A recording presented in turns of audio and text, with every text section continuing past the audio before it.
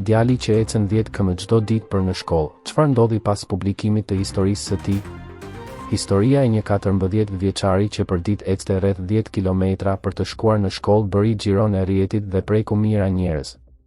I riu jetonte në një zonë të thellë rurale, ku mungonin mjetet e transportit dhe me gjithë distancën, shiun apo të ftohtin, ai nuk kishte munguar asnjë ditë në mësim. Fotot dhe rrëfimi i tij u shpërndan gjerësisht, duke nxitur reagime të shumta nga qytetarë, biznese dhe organizata bamirëse.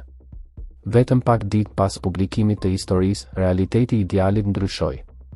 Një kompani lokale e transportit ofroi që t'i mbulonte përgjithmonë rrugën e përditshme drejt shkollës, ndërsa një fondacion i njohur i dhuroi biçikletë të re dhe pajisje shkollore. Bashkia njoftoi se do të përmirësoj rrugën e zonës për të lehtësuar qarkullimin e nxënësve të tjerë. Nxënësi, i emocionuar nga mbështetja, tha se i gjithë ky reagim i papritur i dha edhe më shumë forcë të mos dorëzohej, duke i kthyer pengesat e përditshme në motiv për të vazhduar shkollimin.